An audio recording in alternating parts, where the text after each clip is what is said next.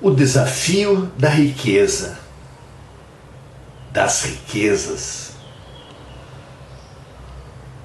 Riqueza, dinheiro, foram figuras muito utilizadas por Jesus nas suas parábolas, nas suas lições, nas suas máximas, e não é à toa. Nós temos nos iludido muito com a riqueza, concentrando só, enxergando, ou focando, ou buscando, ou nos obcecando, auto-obcecando, com a riqueza material, com a riqueza dos poderes, com a riqueza de beleza, com a riqueza da matéria e dos sentidos. Riqueza de prazeres, de arrogâncias, de ostentações.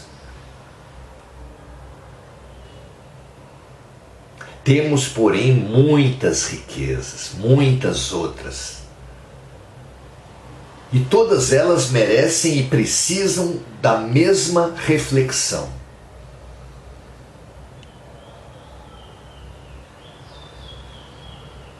Precisamos perceber que o horror que temos da falta e a idolatria, a idealização que temos da abundância são parte do nosso primitivismo. Sim, a falta nos traz desafios, mas eles são claros, eles são percebidos, e nada melhor do que um desafio percebido, um diagnóstico claro para começar uma cura, para realizar-se um aprendizado. Muito mais difícil é o desafio da riqueza, porque ele sequer é percebido. E o diagnóstico, quando não é aceito, a ignorância, quando não é admitida, simplesmente bloqueiam o aprendizado e a cura.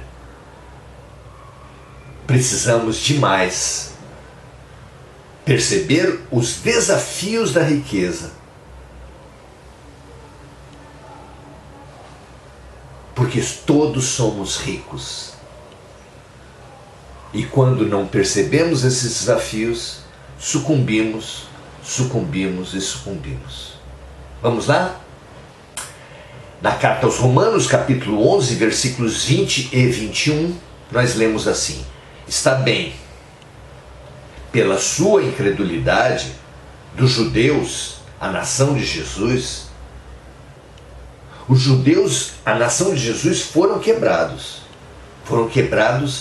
pela sua incredulidade. E tu, não judeu, estás em pé pela fé. Então o cristianismo, Jesus, não veio judeu à toa, orientou todos os discípulos a disseminarem a boa nova primeiro para os judeus. Era uma oportunidade fantástica. Até porque os judeus, se cristianizando, se abrindo ao amor, com a sua capilaridade, já que eles estavam, como hoje ainda estão, em todos os países, em todas as culturas, seriam os embaixadores do amor. Mas, se o plano A, se o plano de Deus não pôde ser desenvolvido pela dureza dos corações de grande parte dos judeus, o movimento, a força, o amor trazido por Jesus seria como foi levado aos não-judeus. Todo mundo praticamente que aceita o Messias, Jesus como Messias prometido pelos profetas, são não-judeus. Poucos, raros são os judeus que aceitam Jesus como Messias. A maioria dos judeus ainda aguarda esse Messias.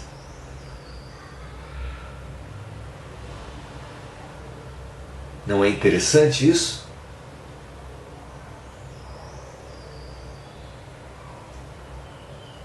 Então, Paulo diz, pela sua incredulidade, os judeus, a nação de Jesus, foram quebrados. E tu, não judeus, está em pé pela fé. Então, não te ensoberbeças, diz Paulo aos gentios, aos não-judeus, mas teme, porque se Deus não poupou os ramos naturais, os conterrâneos de Jesus, os judeus, teme que não te poupe a ti, gentio também.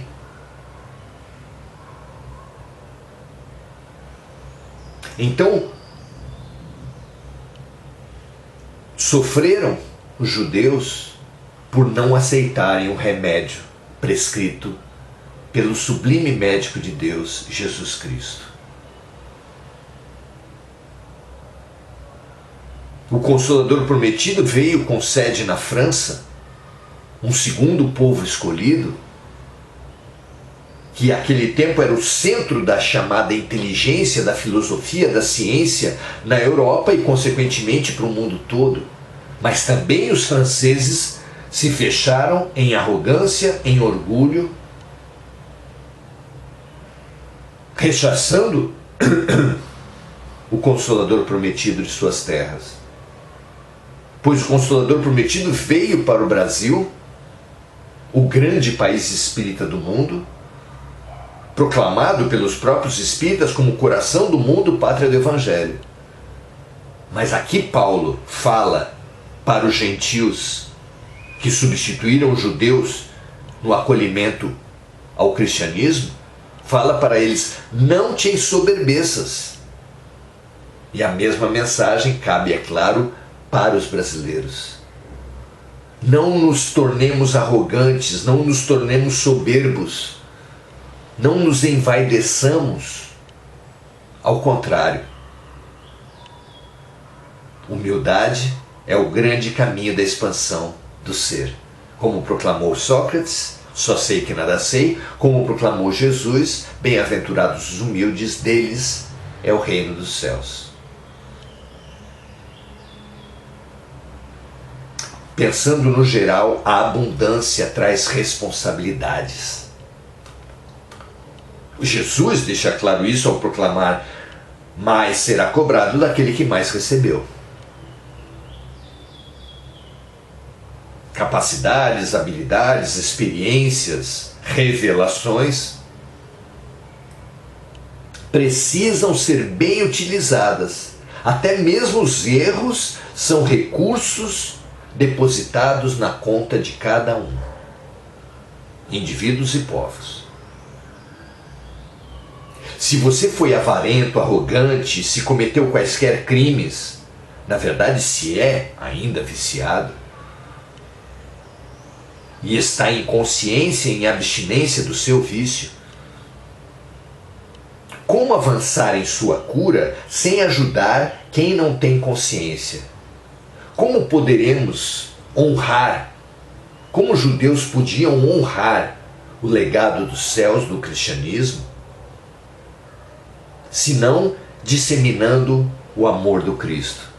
Como os franceses podiam honrar o legado trazido por Deus para eles, se não usando o seu poder de influência para disseminar o Consolador Prometido? Como nós, brasileiros, poderemos ser realmente o coração do mundo e a pátria do Evangelho se não for evangelizando, se não for disseminando ao mundo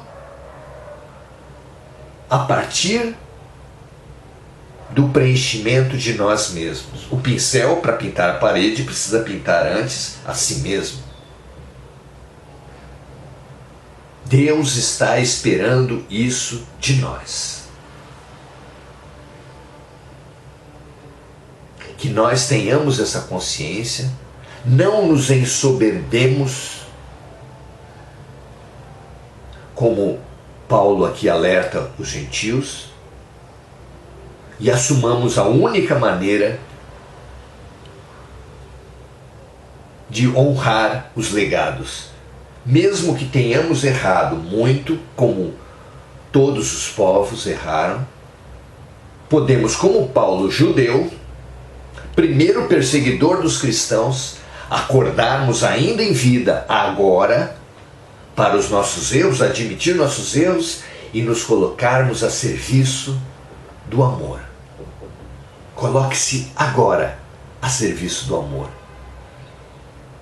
Utilize os seus talentos, pelas suas habilidades e capacidades e pelas vitórias que já conquistou sobre as suas sombras. Sombras e luzes são ferramentas dadas por Deus para nós ajudarmos. Sirva. Compartilhe luz. Cure-se curando, porque é dando que se recebe, é perdoando que se é perdoado, é ajudando na transformação dos outros que nós mesmos seremos ajudados em nossa própria transformação, como ensinou Francisco de Assis.